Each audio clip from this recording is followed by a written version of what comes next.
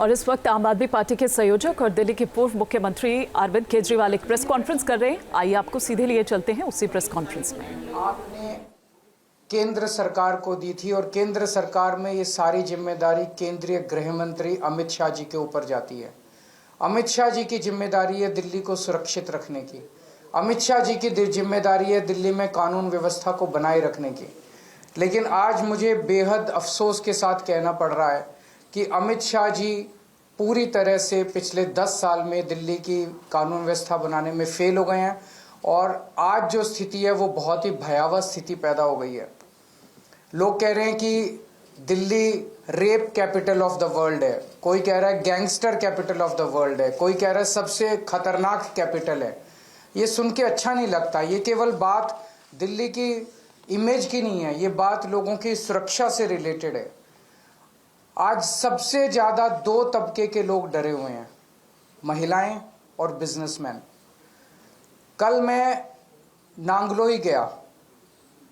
नांगलोई में कुछ दिन पहले रोशनलाल नाम के एक व्यक्ति जो दुकान चलाते हैं, उन्होंने 8 बजे सुबह दुकान खोली।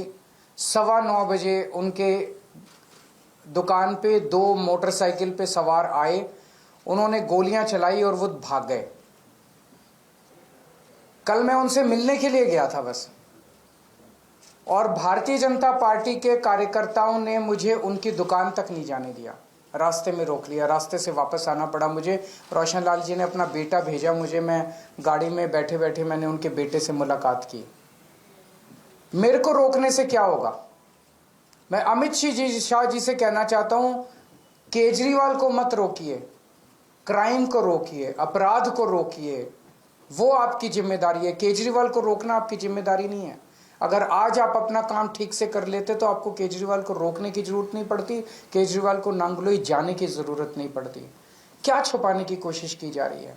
और ये एक, मैंने कई बिजनेसमैन से बात की, ट्रेंड बन गया है। पिछले 1 साल में रिकॉर्डेड 160 एक्सटॉर्शन की कॉल्स आई हैं।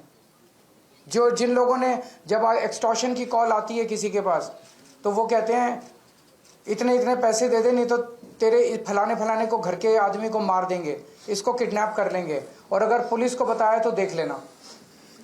70-80% लोग तो रिपोर्ट ही नहीं करते पुलिस में, बताते ही नहीं है पुलिस को, डर के मारे, और वो पैसे दे देते हैं ताकि उनको सुरक्षित रहें। तो 160 कॉल तो पुलिस के रिकॉर्ड में है। पता नहीं कितनी कॉल्स ऐसी हैं जो लोगों को आ रही हैं और लोग बता नहीं रहे। तो हर रोज पता नहीं कितनी एक्सटॉर्शन कॉल्स दिल्ली के अंदर आ रही हैं। और ये एक्सटॉर्शन कॉल्स क्या हैं? एक व्यापारी को विदेश के नंबर से एक्सटॉर्शन कॉल आती है, उसको कहा जाता है कि इतने पैसे दे दे, नहीं तो तेरे को ये कर देंगे, वो कर देंगे। अगर वो नहीं सुनता तो थोड़े दिन के बाद फिर उसके दिखाने के लिए कि वो असुरक्षित है, उसकी दुकान के ऊपर कोई मोटरसाइकिल पे शूट आउट करने के लिए, गोली चलाने के लिए 2 लोगों को भेज दिया जाता है ताकि वो डर के मारे पैसे दे दे। ये इतनी आम बात हो गई है कि दिल्ली से बिजनेसमैन दिल्ली छोड़ के आस पड़ोस के राज्यों में जा रहे हैं। बिजनेस करना दिल्ली के अंदर एक बहुत बड़ा गुनाह बनता जा रहा है। महिलाएं असुरक्षित हैं। महिलाओं को, छोटी छोटी बच्चियों के साथ उनकी किडनैपिंग करके उनको रेप कर दिया जाता है, उनको मर्डर कर दिया जाता है। ईव टीजिंग की, मनचलों की घटनाएं मेट्रो के अंदर और बस के अंदर सफर करना दूभर होता जा रहा है। और ये सारी घटनाएं घट रही हैं अमित शाह जी के घर के चंद किलोमीटर के अंदर। अमित शाह जी जो कि देश के गृह मंत्री हैं, दिल्ली सीधे उनके अंडर में आती है। दिल्ली की कानून व्यवस्था उनको मेंटेन करनी है। वो अपने घर के 20 किलोमीटर के दायरे को सुरक्षित नहीं रख पा रहे, तो फिर वो कैसे देश चलाएंगे, कैसे देश के अंदर कानून व्यवस्था लागू करेंगे? मैं आपको कुछ उदाहरण देता हूं। 23 नवंबर को गोविंदपुरी में किरणपाल नाम की पुलिस कांस्टेबल, पुलिस वाले भी सुरक्षित नहीं है, जिन्हें हमें सुरक्षा देनी है वो खुद ही सुरक्षित नहीं है। किरणपाल नाम की, पुरुष है, किरणपाल नाम के 28 साल के पुलिस कांस्टेबल की चाकू गोद के हत्या कर दी गई, और ये महज अमित शाह जी के घर से 13 किलोमीटर दूर हुआ। 31 अक्टूबर को फर्श बाजार, वहां पे गैंग वॉर में 2 लोगों की मौत हो गई दिवाली वाली रात को।